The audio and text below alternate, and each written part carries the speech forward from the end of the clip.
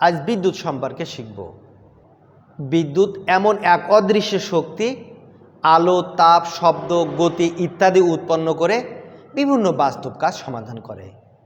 বিদ্যুৎ দুই প্রকার, এক স্থির বিদ্যুৎ, দুই চলবিদ্যুৎ। স্থির বিদ্যুৎ কি? যে বিদ্যুৎ উৎপন্ন স্থানে স্থির থাকে। এই বিদ্যুতের মাধ্যমে কোনো কাজ সমাধান করা যায় না। যেমন আমরা চিরুনি দিয়ে চুল আঁচড়ালে চিরুনি একটা স্থির বিদ্যুৎ উৎপন্ন হয়। পলিস্টার কাপড়ে এমন ঘষা দিলে একটা স্থির বিদ্যুৎ উৎপন্ন হয়। এই বিদ্যুতের মাধ্যমে আমরা কোনো কাজ করতে পারি না। চলবিদ্যুৎ, যে বিদ্যুৎ উৎপন্ন স্থানে স্থির না থেকে অসংখ্য বাস্তব কাজ সমাধান করতে পারে, সেই বিদ্যুৎকে চলবিদ্যুৎ বলা হয়। চলবিদ্যুৎ দুই প্রকার, ডিসি বা direct current, AC alternating current. DC বা ডাইরেক্ট কারেন্ট, যে কারেন্টের মান এবং দিক সময়ের সাথে পরিবর্তন হয় না, সরল রেখার মতো চলে, সোজাসুজি চলে।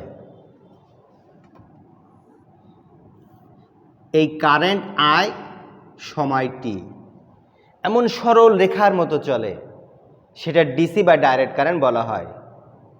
যেহেতু ডাইরেক্ট কারেন্ট সরল রেখার মতো চলে, এই কারেন্টের প্রতীক হিসাবে এমন সোজা দাগ ব্যবহার হয় বা নিচে এমন ফোঁটা ফোঁটা থাকে। যদি ভোল্টেজ এমন সোজা দাগ থাকে তাহলে বুঝতে হবে সেটা ডিসি ভোল্টেজ। ডাইরেক্ট কারেন্ট সরল রেখার মতো চলে, সোজা চলে। এজন্য পোলারিটি পরিবর্তন করলে ইকুইপমেন্ট নষ্ট হতে পারে বা ইকুইপমেন্ট নাও চলতে পারে। যেমন একটা ডিসি বাল্ব, এই ডিসি বাল্বের এটা পজিটিভ প্রান্ত, এটা নেগেটিভ প্রান্ত, আর এটা ডিসি সাপ্লাই, এটা ডিসি সাপ্লাই পজিটিভ প্রান্ত, এটা নেগেটিভ প্রান্ত। এই পজিটিভ প্রান্ততে পজিটিভ প্রান্ত, এই নেগেটিভ প্রান্ততে নেগেটিভ প্রান্ত কানেকশন করলে এই ডিসি বাল্বটি জ্বলবে। যদি পোলারিটি পরিবর্তন হয়, কেমন? এই পজিটিভ প্রান্তটি নেগেটিভ প্রান্তের সাথে আর নেগেটিভ প্রান্তটি পজিটিভ প্রান্তের সাথে কানেকশন হয়, এই ডিসি বাল্ব জ্বলবে না। পোলারিটি পরিবর্তন করলে ডিসি লোডে কাজ করে না, এমনকি সার্কিট নষ্ট হয়ে যেতে পারে। যদি একটি ডিসি ফ্যান ব্যবহৃত হয়, কি ঘটবে? ধরি একটি ডিসি ফ্যান,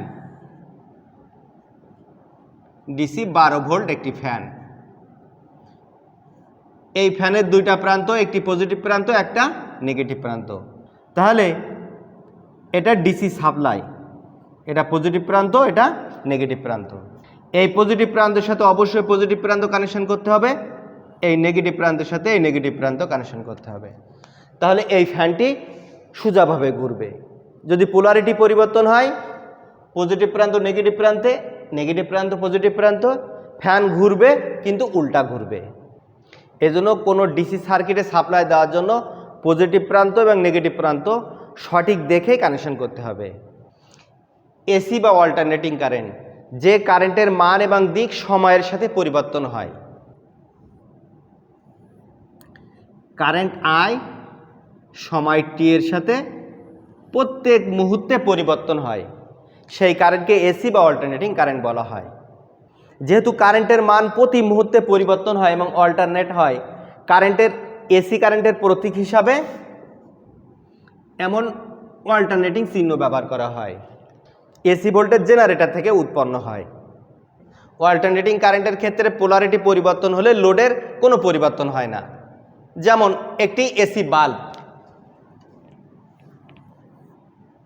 এই বাল্বটি এসি বাল্ব, আর এটি এসি সাপ্লাই, এটা পজিটিভ প্রান্ত, এটা নেগেটিভ প্রান্ত।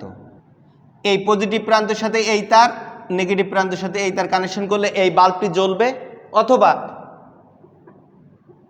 পজিটিভ প্রান্ত এই পাশে, নেগেটিভ প্রান্ত এই পাশে কানেকশন করলেও এই এসি বাল্ব জ্বলবে, কোনো সমস্যা হবে না।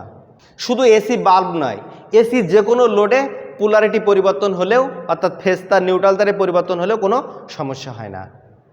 এবার শিখব বিদ্যুৎ প্রবাহের ফল বা বিদ্যুৎ প্রবাহের ক্রিয়া কি। বিদ্যুৎ প্রবাহের ফলে তিনটা ক্রিয়া দেখা যায়। এক নাম্বার তাপীয় ক্রিয়া, 2 নম্বর চুম্বকীয় ক্রিয়া,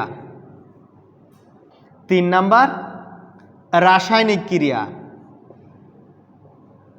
তাপীয় ক্রিয়া, তাপীয় ক্রিয়া কি?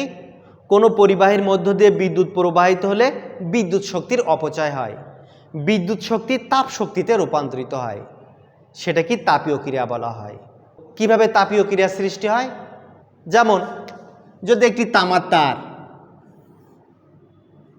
এই তামার তারটি অনেক লম্বা, এখান থেকে বিদ্যুৎ প্রবাহিত হচ্ছে, সে বিদ্যুৎ প্রবাহিত হতে থাকবে, এখানে কোনো ক্রিয়া সংঘটিত হবে না। ক্রিয়া সংঘটিত হওয়ার জন্য একটা রেজিস্ট্যান্স অর্থাৎ বাধার প্রয়োজন হবে, আর যে কোনো পদার্থে এমন বাধা সৃষ্টি হয় না। তাপীয় ক্রিয়া সংঘটিত হওয়ার জন্য যে সমস্ত পদার্থ ব্যবহার করা হয়, এই সমস্ত পদার্থের মধ্য দিয়ে যখন বিদ্যুৎ প্রবাহিত হয়, ওই পদার্থের বৈশিষ্ট্যের কারণে একটা বাধা সৃষ্টি হয়, তখন বৈদ্যুতিক শক্তির অপচয় হয়, তখন তাপ তৈরি হয়। যেমন বৈদ্যুতিক বাল্ব বা বৈদ্যুতিক হিটার, হিটারের ভিতরে একটা হিটারের জন্য এমন হিটারের কয়েল হিসাবে যে পদার্থটা ব্যবহার করা হয়, এই পদার্থের নাম নাইক্রোম ওয়্যার। এই নাইক্রোম ওয়্যার পদার্থের বৈশিষ্ট্য কি? এর ভিতরে যখন বিদ্যুৎ প্রবাহিত হবে একটি প্রচণ্ড বাধার সৃষ্টি হবে, বৈদ্যুতিক শক্তির অপচয় হবে, বৈদ্যুতিক শক্তি আলোক শক্তিতে রূপান্তরিত হবে, সাথে সাথে তাপও উৎপন্ন হবে। যেমন বৈদ্যুতিক বাল্ব, বাল্বের ভিতরে ব্যবহার করা হয় ফিলামেন্ট, আর ফিলামেন্টটা ট্যাংস্টন নামক একটা পদার্থ দিয়ে তৈরি। ট্যাংস্টন পদার্থের বৈশিষ্ট্য কি? এই ট্যাংস্টন পদার্থের ভিতর দিয়ে যখন বিদ্যুৎ প্রবাহিত হবে, তখন ওই পদার্থের ভিতরে একটা প্রচণ্ড বাধার সৃষ্টি হবে, আর যখন প্রচণ্ড বাধার সৃষ্টি হবে একটা ক্রিয়া সংঘটিত হবে, আলোক শক্তিতে, বৈদ্যুতিক শক্তি আলোক শক্তিতে রূপান্তরিত হবে, সাথে সাথে তাপ উৎপন্ন হবে। চুম্বকীয় ক্রিয়া, চুম্বকীয় ক্রিয়া কি? যখন পরিবাহীর মধ্য দিয়ে বিদ্যুৎ প্রবাহিত হবে, বিদ্যুৎ শক্তি চুম্বক শক্তিতে রূপান্তরিত হবে। তো স্বাভাবিকভাবে একটা পরিবাহীর ভিতর দিয়ে বিদ্যুৎ প্রবাহিত হলে চুম্বক তৈরি হবে না। যেমন আগেই বলছিলাম যে একটা পরিবাহী, সেটা তামা বা অ্যালুমিনিয়াম, তামা বা অ্যালুমিনিয়াম একটি তার, এই তারের ভিতরে বিদ্যুৎ প্রবাহিত হলেই এই তারের চুম্বকীয় ক্রিয়া সংঘটিত হবে না। চুম্বকীয় ক্রিয়া সংঘটিত হওয়ার জন্য কি করতে হবে? একটা লোহার দণ্ড থাকতে হবে, আর এই লোহার দণ্ডের উপরে আমাদের তামা বা অ্যালুমিনিয়ামের তার জড়াতে হবে,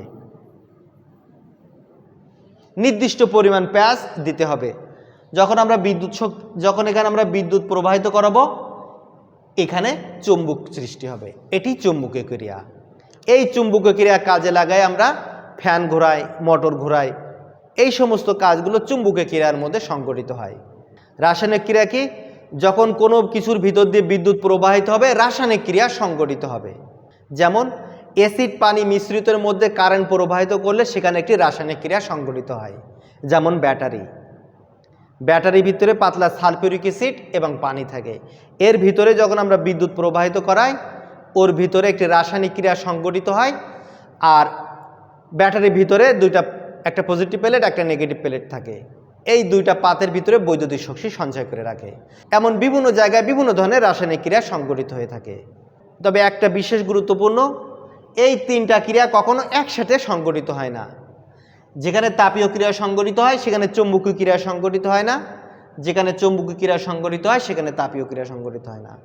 অর্থাৎ তিনটা ক্রিয়া আলাদা আলাদাভাবে সংঘটিত হয়, কখনো একসাথে সংঘটিত হয় না।